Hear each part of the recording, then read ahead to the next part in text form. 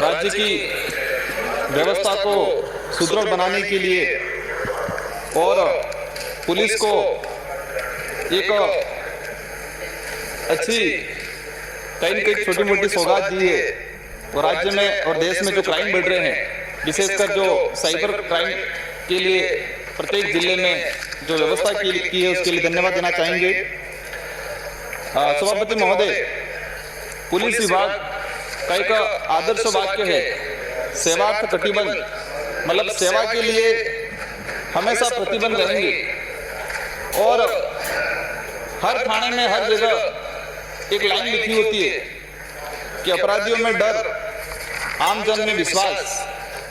अगर ये आदर्श वाक्य सही में डिपार्टमेंट के जो अधिकारी हैं, कर्मचारी हैं, अगर फॉलो करते तो राज्य में और देश में जो व्यवस्था बनी है, जो दिक्कतें आ रही है और कहीं न कहीं पुलिस पे जो अंगुलियां उठ रही है वो नहीं उठती।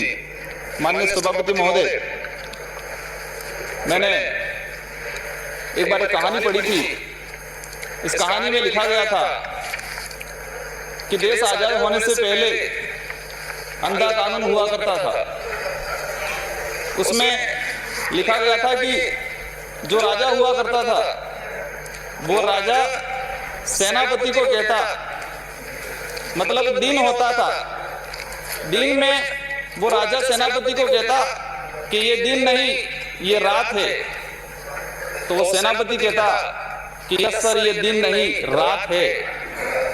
और वो सेनापति सारी सेना को कहता कि ये दिन नहीं, ये रात है। तो सारी सेना भी ये कहती कि यस सर, ये दिन नहीं, ये रात है। तो कहीं न कहीं हमारे पुलिस विभाग में, इस आजाद भारत में भी ये शब्द आज भी कहीं के प्रचलन में है और ये होता है। ये कटु सत्य है, इसको स्वीकार करना पड़ेगा। विशेषकर पुलिस विभाग में ये चीज कहीं न कहीं देखने को मिलती है। माननीय सभापति महोदय, आदिवासी बाहुल्य क्षेत्र में कानून व्यवस्था को लेके आजाद भारत से पहले अंग्रेजों ने 1841 में भील कोर बटालियन की स्थापना की। वो भील कोर बटालियन की स्थापना इसलिए की कि अंग्रेजों ने उस इलाके में देखा कानून व्यवस्था बनाने के लिए, कहीं न कहीं कब्जा करने के लिए, या अंग्रेजी शासन व्यवस्था में कोई भी कार्य होता तो देखा गया कहीं न कहीं अवरोध आ रहा था। तो उन्होंने अपनी व्यवस्था लागू की, उन्हें सिपाही छोड़े, लेकिन आदिवासी इलाके में उनको सफलता नहीं मिली। तो उन्होंने 1841 के अंदर भील कोर बटालियन की स्थापना की और वहां के जो भील लोग थे, उन भीलों को 100% इस भील कोर बटालियन में लिया गया और उनको विश्वास में लेके, आदिवासी समाज को, भील को विश्वास में लेके उस इलाके में कानून व्यवस्था स्थापित की गई। माननीय सभापति महोदय, लेकिन आज के समय में वो भील कोर बटालियन की जो परिभाषा थी और भील कोर बटालियन का जो उद्देश्य था, वो कहीं कि आज हम भटक चुके हैं। उस बटालियन को हमने इस आदिवासी इलाके से कहीं दूर छोड़ दिया गया है। माननीय सभापति महोदय, पुलिस विभाग में कई कर्मचारी मानसिक तनाव में रहते हैं क्योंकि उनकी ड्यूटी 24 घंटा रहती है और जो वेतन मिलता है वो वेतन भी उनके लिए, उनके परिवार के लिए पर्याप्त नहीं होता है। अभी कुछ वृद्धि हुई है, उसके लिए धन्यवाद देना चाहेंगे, लेकिन फिर भी इतने से कहीं की उनकी जो मांग है वो पूरी नहीं हो पाएगी। उनकी वेतन वृद्धि है, मेज भत्ता है, उसमें वृद्धि की जाए और साथ ही उनको एक साप्ताहिक अवकाश देने की भी प्रावधान की जाए। माननीय सभापति महोदय, पुलिस की जो कार्य प्रणाली है, हमेशा देखा गया है कि इधर की सरकार हो या इधर की सरकार हो, आमने सामने आरोप लगाते हैं, कोई तारीफ करता है, कोई आरोप लगाता है, लेकिन जो व्यवस्था है और जो प्रणाली है उसमें कोई भी सरकार आए इतना सुधार नहीं होता है। माननीय सभापति महोदय, पुलिस की लाठी और पुलिस का कानून गरीब अमीर को देख के चलता है। ये हर जगह हमें देखने को मिलेगा कि पुलिस की लाठी है, पुलिस का कानून है, कहीं न कहीं गरीब अमीर को देख के वो लाठी और कानून की कलम चलती है। माननीय सभापति महोदय, हमारी पार्टी से हम 2 विधायक और मुझे आज अवसर मिला है और हमें 10 मिनट और प्रधान की तरफ से भी मुकदमा दर्ज किया गया, लेकिन इस मुकदमे में यह होता है एक महिला प्रधान के साथ बदतमीजी होती है और महिला प्रधान ने जो मुकदमा किया उसमें एफआईआर देने की तैयारी कर ली है और उसकी तरफ से महिला प्रधान पर राजकार्य की बाधा का मुकदमा दर्ज कर दिया गया है। माननीय सभापति महोदय, दूसरी ओर 2 अप्रैल 2018 पूर्व में जो सरकार थी उस समय एट्रोसिटी को लेकर पूरे देश में, पूरे राज्य में आंदोलन हुए और हमारे आजपुर, डूंगरपुर जिले के आजपुर थाने के सामने, थाने के जस्ट सामने घटना होती है। पुलिस प्रशासन की मौजूदगी में वीडियो वायरल होते हैं, तलवार लेके लोग खड़े रहते हैं और ST/SC के लोगों पे अत्याचार होता है, उनकी अंगुलियां हाथ पर काट दी जाती है। लेकिन आज तक उस मुकदमे में अभी तक किसी प्रकार की कोई कार्रवाई नहीं हुई। भले उधर की सरकार थी, आज इधर की सरकार आ गई, लेकिन उस मुकदमे में आज 2-3 साल होने आ गए, लेकिन किसी प्रकार की कोई कार्रवाई नहीं हुई।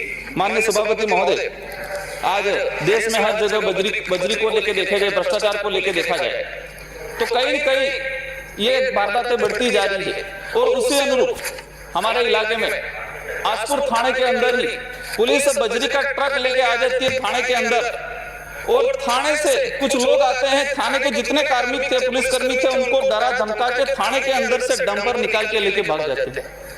माननीय सभापति महोदय, 2 मिनट में समाप्त करें। माननीय सभापति महोदय, मैंने शुरू ये भी किया है, मैं हमारे इलाके में एक घटना हुई थी 2021 में डंपर व बाइक सवारों के साथ में, और इसमें बाइक सवार की मौके पे ही मौत हो गई थी।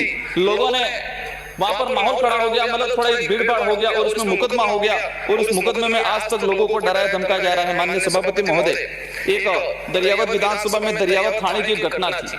कोविड काल के अंदर कोविड का कैसा फायदा उठाया। कोविड काल में एक मर्डर होता है, सरदार पिता लाल सिंह जाति राजपूत, उस आदमी का मर्डर होता है और पुलिस उसको उठा के ले आती है और कहती है कोविड की वजह से मरा, और उसका पुलिस ही दाह संस्कार कर देती है, परिवार तक कोई जानकारी ही नहीं। और न तो उसकी कोविड की रिपोर्ट आई थी, न इसने रिपोर्ट कराई थी, न पॉजिटिव नेगेटिव कोई रिपोर्ट आई थी, लेकिन इस मामले में कहीं एक मर्डर है आजपुर थाने, दरियावत थाने के अंदर हुआ था, सरदार पिता लाल सिंह, उसकी जांच कराई जाए।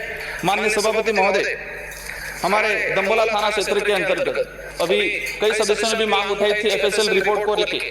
हमारे फरवरी 2021 में एक बसंत कहुआ डामोर उस व्यक्ति की मौत होती है और उस व्यक्ति की मौत होने के बाद अभी तक कि कह रहे हैं कि ये आदमी वही था कि नहीं था, FSL रिपोर्ट आएगी, आज तक FSL रिपोर्ट नहीं आई है और उस परिवार के उस व्यक्ति के परिजन आज तक उसका अंतिम जो क्रियाक्रम होता है वो क्रियाक्रम भी नहीं कर पाए हैं। माननीय सभापति महोदय, ऐसी विसंगतियों को दूर किया जाए।